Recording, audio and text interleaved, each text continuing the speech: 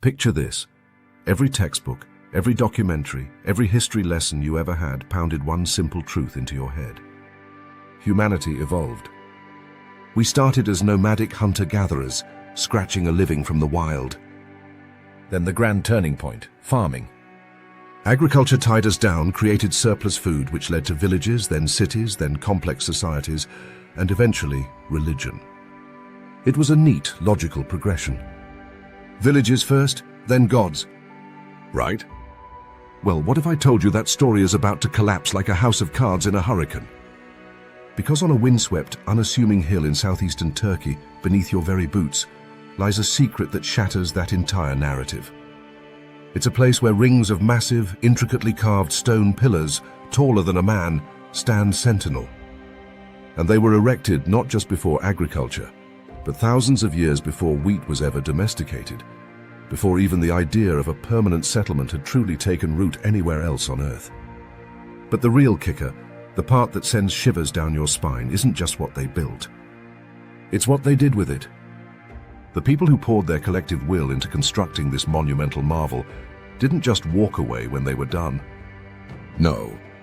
They meticulously, painstakingly, shoveled thousands upon thousands of tons of dirt, rubble, and debris back into their own sacred cathedral, burying it completely. Why? What could possibly compel a group of people to expend such Herculean effort not once but twice, first to build, then to obliterate? Did they hope to freeze its immense power in time, preserving it from some unseen threat? Or were they desperate, terrified, trying to smother something so dangerous, so potent, that its very existence had to be erased from the face of the Earth? 12 millennia later, only a tiny fraction of this colossal mystery has seen the light of day, and with every trowel of the earth we carefully lift, you can almost hear the ancient stones whisper, "Be careful what you uncover." Think about it. 12,000 years ago. That's a time frame so vast it almost defies comprehension. Yet, at that impossibly distant point in human history, someone, or some group, made a profound, irreversible choice. They looked upon Göbekli Tepe, a place that must have been the center of their known universe, and then they decided, bury it forever. That single decision, made not with bulldozers or modern machinery, but with Stone Age tools, baskets, and sheer human muscle, still rattles our entire timeline of what humans are capable of and when. It forces us to reconsider everything we thought we knew about the dawn of civilization. Today, we're not just digging up ancient stones, we're reopening that same colossal tomb of secrets. And as we peer into its depths, the question hangs heavy in the air, echoing through the ages.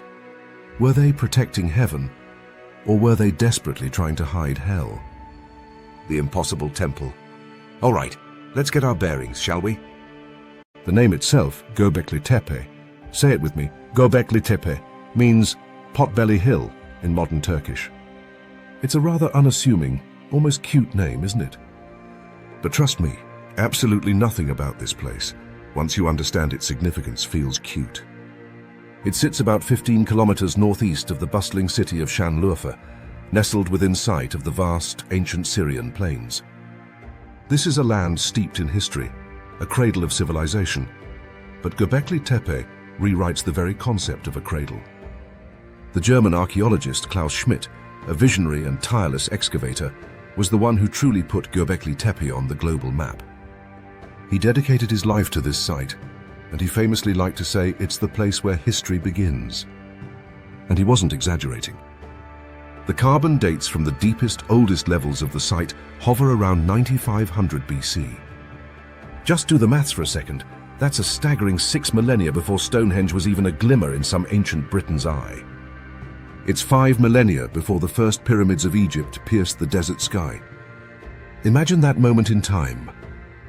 The world was a wildly different place. Massive mammoths still roamed vast stretches of the planet. What we now call Britain was a forested wilderness, still connected to mainland Europe by a land bridge. The last great ice age was receding, but its chill lingered. And agriculture, that supposed bedrock of civilization as far as we knew, was a gleam in no one's eye. Humanity was still firmly in its hunter-gatherer phase, supposedly too preoccupied with survival to build anything so grand. And yet, here we are. The builders of Göbekli Tepe, these primitive hunter-gatherers, somehow managed to quarry, transport, and intricately decorate stones weighing up to 50 tons apiece. Think about the sheer logistical nightmare of that. No wheels, no beasts of burden, no metal tools to speak of. Just human ingenuity, collective effort, and perhaps a staggering amount of willpower. Each of the massive circular enclosures discovered so far features a pair of colossal T-shaped monoliths standing proudly in the center, like silent, abstract guardians. Their upper sections are broad, almost like shoulders, and you can almost imagine arms half folded across a chest, giving them an uncanny, almost human presence. Between these central giants, smaller, equally ornate pillars radiate outwards like spokes on a cosmic wheel. And every single surface, every flat plane, every curve is crawling with life. Not scenes of domestic bliss or harvest festivals, mind you. No plows, no harvest dances, no plump fertility goddesses. Instead, you see a raw, untamed world. Foxes, sleek and cunning, wild boars bristling with aggression, snakes coiled and mysterious, spiders weaving silent webs, and vultures, those ominous scavengers, often depicted gripping severed human heads. It's a world of predators and prey, a stark, visceral tableau of the natural order, perhaps a reflection of their own existence. The sheer workmanship here shouts of an incredible level of organization and coordination. Hundreds, if not thousands of people must have cooperated seamlessly. They had to feed themselves not just for a day, but for weeks, months, perhaps even years, while these colossal structures were being erected. They had to carve, haul, and raise these immense stones with precision. All this, I repeat, without pottery to store food, without wheels for transport, without metal tools to ease the work, without domesticated draft animals to pull the weight, and, most crucially according to our old textbooks, without fields of surplus grain to sustain such a large non-food producing workforce. If that doesn't scramble your neatly arranged idea of civilization first, religion later, then honestly, I don't know what will. Göbekli Tepe flips the script, suggesting that perhaps monumental communal projects, driven by belief, were the catalyst for civilization, not its consequence. The burial that shouldn't exist. Now, let's fast forward about 1,000 years from the glory days of construction. By around 8200 BC, the site of Göbekli Tepe, once a vibrant hub of ritual and community, falls silent. The hammers stop ringing, the chants fade. And then something truly extraordinary, truly baffling, begins to happen. Somebody, or more accurately, many bodies, starts pushing soil, rubble, broken tools and animal bones back into the magnificent enclosures. Layer after painstaking layer, the awe-inspiring stone circles, the silent T-pillars, the vivid animal carvings begin to disappear, slowly but surely, under a growing man-made hill. This wasn't a random act of abandonment, nor was it the slow creep of natural erosion. Whoever undertook this monumental task was incredibly methodical.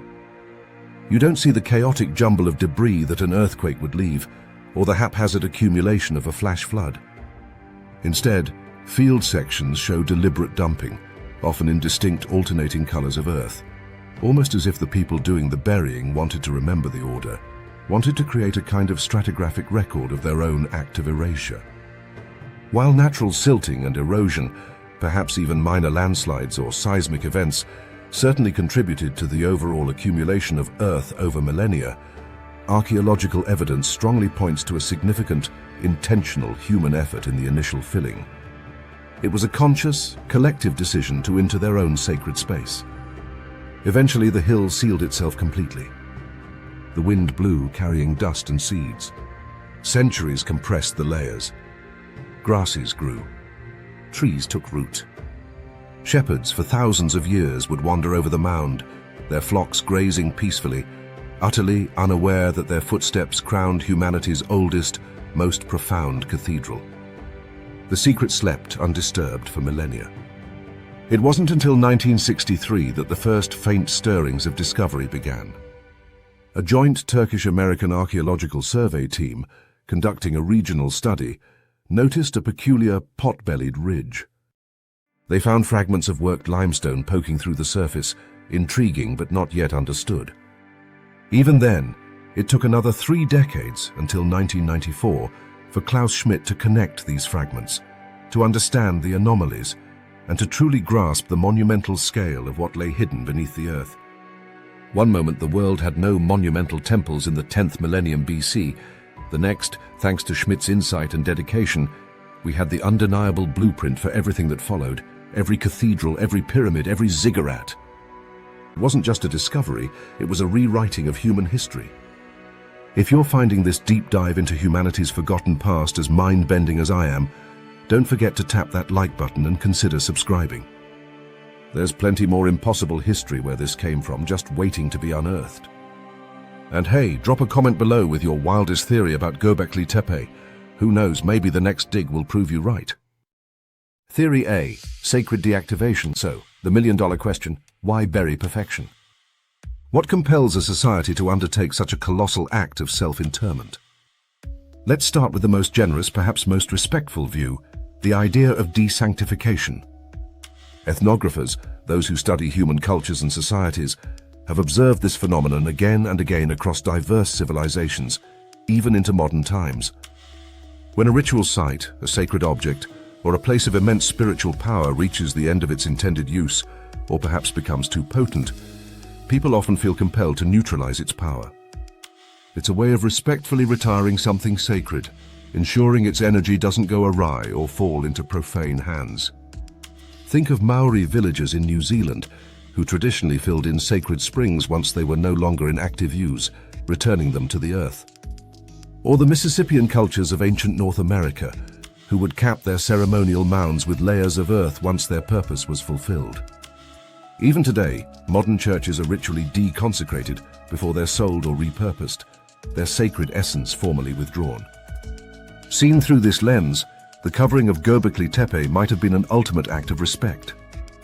It was a dignified farewell, a way of ensuring that no roaming enemy, no subsequent generation with different beliefs, could ever defile the house of the spirits, could ever misuse its immense spiritual charge. It was a way of preserving its sanctity, not by leaving it exposed, but by placing it in the ultimate sanctuary, the earth itself. There's a deeply poetic angle to this theory too, one that Klaus Schmidt himself often pondered. He noted that many of the T-shaped pillars, particularly in the later phases of the burial, seemed to be deliberately closed off. Their carved faces and stylized arms were often oriented toward the center of the enclosure, while their backs were positioned towards the incoming fill. It's almost as if they were watching the last rites unfold, witnessing their own slow interment. This deliberate posture suggests a conscious, ritualistic closure. Burying the temple, in this sense, could parallel human burial, a solemn, respectful return of the structure to the earth from which its stones were quarried, a grand, dignified funeral for a profoundly significant chapter of belief and communal identity. Adding urgency to this theory is the specter of climate change. Around 8200 BC, roughly coinciding with the time of Göbekli Tepe's burial, a sudden and dramatic cold spike rippled across the North Atlantic region. This event, known as the 8.2 kilo-year event, was a rapid and severe global cooling. Cores taken from Lake Van, not far from Göbekli Tepe, show stark evidence of this period, layers of dust storms and prolonged drought. For hunter-gatherer societies, whose very existence was tied to the rhythms of nature, such a sudden and devastating shift in climate would have been catastrophic. If the wild cereals they gathered, or the early tentative attempts at cultivation, failed catastrophically, these people might have interpreted the chill, the drought, and the ensuing hardship as divine anger, a profound cosmic imbalance. What do you do when the gods are displeased? When the very forces you venerate seem to turn against you? Perhaps the only recourse was to shut down the sanctuary, confess collective guilt, appease the offended powers, and walk away, leaving their sacred space to sleep under the earth. Theory B. Something went wrong. Now let's venture down a darker corridor, a more unsettling possibility. Let's talk about skulls. This isn't just academic speculation, It's rooted in some rather grim archaeological findings. In 2017, researchers announced the discovery of modified human crania at the nearby Neolithic site of Chayonu, which is roughly contemporaneous with Göbekli Tepe. These skulls bore unmistakable cut marks, drilled holes, and even traces of ochre smears, clear evidence of ritualistic defleshing and display. While Göbekli Tepe hasn't yielded that exact gruesome set of findings en masse, a 2022 excavation season made a chilling discovery. A pillar base within one of the enclosures with a carefully carved niche, and cradled within that niche was a detached human skull. Its foramen magnum, the large opening at the base of the skull, had been deliberately widened, strongly suggesting it was intended for suspension. One compelling interpretation of all this evidence is that the site hosted a profound, perhaps powerful, skull cult. Imagine this.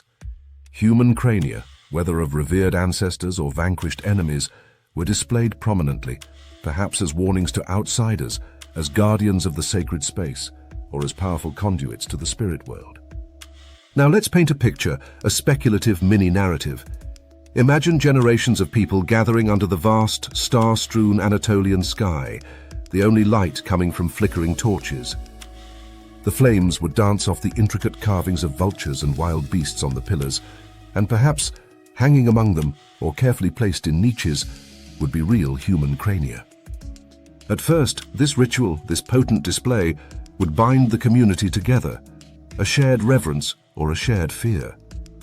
Outsiders approaching the site would see the skull wall and think twice before encroaching. It would be a powerful statement of identity and warning. But what happens over centuries? Beliefs shift. The world changes. Perhaps a devastating drought, like the one suggested by climate data, bites deep into their resources. Deaths rise. The old rituals, once reassuring, might begin to feel less efficacious, even sinister. Someone, perhaps a shaman or a community elder, might start to whisper questions. Have the ancestors turned malevolent? Have the spirits demanded too much? Rumors would spread, fear would fester. Perhaps the very pillars, with their silent, staring eyes, begin to feel like they demand closure, that their power has become too dangerous, too unpredictable. What then is the safest solution? Erase the evidence. Bury the bones. Salt the earth, metaphorically speaking, so that whatever evil or malevolent energy has taken root starves in the darkness. Archaeologists also initially noted a curious absence of domestic spaces in the oldest, earliest layers of Göbekli Tepe. This led to the initial conclusion that it was purely a ritual center, a place for gathering, not living. However, more recent ground-penetrating radar surveys in 2021 hinted at something intriguing. Distinct rectangular structures, resembling houses, on the plateau's western fringe. These structures appear to be dated to centuries after the main enclosures were built. Could this mean that the builders, emboldened by their collective power and spiritual success, attempted to settle down, to transition from hunter-gatherer to something more sedentary, perhaps even attempting early forms of planting or proto-agriculture? What if those attempts failed? What if a series of crop failures, perhaps exacerbated by the 8.2 kilo-year event, led to widespread famine and despair? If they blamed their own hubris, building a grand, stone Eden, a monument to their own power, before they had even learned to truly master the earth through farming, then the temple would no longer be a beacon of hope. It would become a monument to overreach, a stark reminder of their collective failure and transgression. Burying it, in this grim scenario, would be an act of collective cauterization, a desperate attempt at collective amnesia, a way to literally bury the guilt and survive. It would be a profound act of self-imposed forgetting, an attempt to erase a painful, dangerous memory. The numbers game. Here's a fact that often gets lost in the sheer wonder of Göbekli Tepe, and it's one that truly emphasizes the depth of the mystery. Only about 10% of the ridge has been excavated. 10%! Think about that for a moment. It's like trying to judge the entire plot and character arcs of a sprawling epic novel based solely on its first paragraph. We've barely scratched the surface. Every single season of excavation, every new probe, every ground-penetrating radar ping reveals new hollows and anomalies beneath the Earth. Geomagnetic scans, which map subtle variations in the Earth's magnetic field caused by buried structures, have clearly shown that there are at least 20 more rings, perhaps even more, stretching across an astounding 9 hectares of the plateau. That's an area equivalent to several football fields, all potentially hiding monumental stone circles, just like Theonis we've already uncovered. Each of these unexcavated enclosures could hold fresh carvings, new species depicted in stone, even inscriptions that could overturn our neat narratives once again. We simply don't know what lies beneath that vast, silent expanse. Whatever compelled the monumental burial, whether it was a sacred act of reverence or a sordid attempt to hide a terrible secret, might be recorded in stone that we haven't even touched yet, waiting for the archaeologist's trowel. The potential for future paradigm shifts is enormous. And the fill itself, the very earth they used to bury the site, is a treasure trove of information. Micromorphology, the study of soil and sediment at a microscopic level, reveals fascinating details. Researchers have found alternating bands of fine silt and fist-sized rubble, a classic, almost rhythmic pattern of human dumping. It speaks of organized, repeated efforts. Yet between those bands of deliberate fill, archaeologists have discovered pockets of pristine cultural material, delicate gazelle phalanges, tiny snake vertebrae, obsidian flakes still razor-sharp as if freshly broken. It's almost as if the backfillers, in the midst of their monumental task of burying, paused. They left offerings. They conducted small private rituals. And then they resumed their work. This suggests a complex interplay of ritual and closure, a sacred act even within the process of erasure. It wasn't just a utilitarian filling, it was a continuation of ritual, a final, profound interaction with the very power they were interring. Speculation is half the fun when you're dealing with a mystery this grand. So, I want to hear from you. Drop a comment below. If you had a shovel and one glorious day at Göbekli Tepe, which square would you open next? And perhaps more intriguingly, what do you hope never surfaces? Lessons for civilization. Strip away all the tantalizing speculation, all the theories about heaven and hell, and Göbekli Tepe still stands as a monumental truth that absolutely rewrites our textbooks. Its very existence proves, unequivocally, that spiritual imagination and collective belief can utterly outruin economic comfort. It demonstrates that the profound human need for connection, for meaning, for the sacred, can marshal immense labor and inspire monumental feats of engineering before the advent of taxation, before the concept of surplus grain, and even before the emergence of kings or centralized authority. Monumental architecture, it turns out, isn't just the decorative cherry on top of an already established civilization. It may well be the spark, the fundamental organizing principle that calls civilization itself into being. When we look at those T-shaped pillars, those silent sentinels adorned with their fierce animal carvings, we're not just staring at ancient art. We are staring at the prototype, the primordial blueprint, for every later cathedral, every soaring ziggurat, every imposing pyramid, every intricate mosque, every temple ever built by human hands. These were structures that, for good or ill, organized entire populations, centered their lives, and bound them together around a shared dream, a common belief, a collective understanding of their place in the cosmos. Göbekli Tepe shows us that this impulse, this profound drive to build for the divine, is as old as settled humanity itself. But the burial adds another equally profound lesson. Societies can, and sometimes do, choose to forget.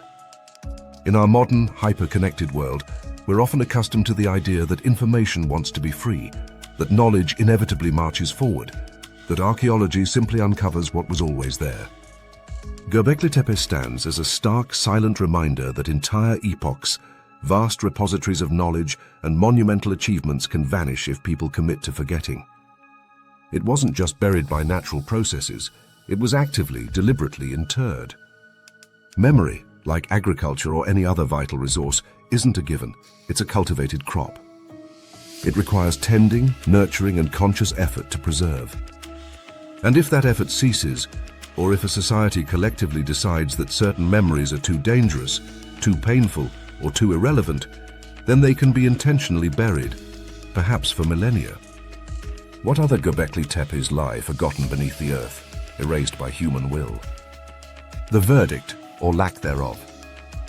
So, after all this exploration, which theory ultimately wins? Was it a sacred closure, a respectful deactivation? Or was it a dark secret, a desperate act of concealment? The truth, as is often the case with such ancient and profound mysteries, probably blends both. Let's start with the reverence. The temple in its prime clearly worked. It was a staggering success. It bound disparate hunter-gatherer clans together, transcending tribal boundaries. It likely legitimized early forms of trade and exchange, providing a neutral, sacred ground for interaction. It almost certainly stored knowledge, perhaps astronomical observations, calendrical systems, or profound spiritual narratives. In its intricate carvings and glyphs, symbols we still can't fully read or understand today. It was a place of immense power and meaning. Then something shifted. Was it the climate, bringing devastating drought and famine? Was it a change in leadership, a new prophet, a different vision for their future? Was it a profound evolution in their core beliefs, rendering the old ways obsolete or even dangerous? Or was it something more visceral, more human, a conflict, a betrayal, a shedding of blood that tainted the sacred space? We may never know the precise trigger. But what is clear is that the same collective power, the same organizing force that enabled these people to raise those colossal stones in the first place, now mandated their concealment. In that sense, the burial was both a sacred act of profound respect and a pragmatic act of damage control. A ritual to honor a power that was now judged too volatile, too dangerous, or too difficult to leave exposed to a changing world. We may never know the precise trigger, the exact sequence of events that led to that final monumental decision. But standing on that hill at dusk, as the wind hisses through the wild wheat that still grows there, you can almost feel the tension, the echoes of that ancient dilemma. The earth hums with buried voices, reminding us that humans possess an astonishing capacity not only to build wonders that defy the imagination, but also, when necessary, to bury them so deep, so thoroughly, that they almost escape memory entirely. 12 millennia ago, someone looked at what was arguably the world's first temple, a masterpiece of early human ingenuity and spiritual aspiration, and gave a single, irrevocable order: cover it. That single command, carried out with nothing more than baskets, bare hands, and an unfathomable amount of collective will, effectively froze Göbekli Tepe in time, preserving it, and simultaneously flinging a profound riddle down the ages for us to grapple with. Was the act one of ultimate devotion, a desperate attempt to protect a sacred force from a rapidly changing world, to keep its power pure and untainted? Or was it an exorcism, a terrifying act of entombment, locking away knowledge, a ritual, or even a malevolent entity deemed too perilous, too corrupted to ever leave exposed? Every time we excavate further, every new discovery seems to tilt us toward one answer, then a fresh skull fragment, a newly uncovered snake pillar, or a previously unseen ritual deposit will tug us back towards the other, complicating the narrative. And until the very last enclosure sees the full light of day, until every layer of that colossal man-made hill is meticulously peeled back, the secret remains interred, sleeping soundly with its anonymous architects. Perhaps the real discovery isn't just what they built, or even what they buried. Perhaps the real revelation is that we, modern humans armed with satellite imagery, ground-penetrating radar, and precise radiocarbon dating, still can't definitively decide why. And maybe, just maybe, that enduring uncertainty, that perpetual tension between reverence and fear, between creation and erasure, is the true legacy they intended to leave. A silent 12,000-year-old warning that every monument we raise today, every belief system we construct, could, if we misjudge our own power or the shifting sands of our collective convictions, become tomorrow's buried enigma. So, keep asking the big questions, keep digging in the comments, and remember, history isn't a straight, predictable line moving ever forward. Sometimes it's a colossal wheel, and we, its inheritors, sometimes choose to roll it back into the earth, preserving its mystery for another age.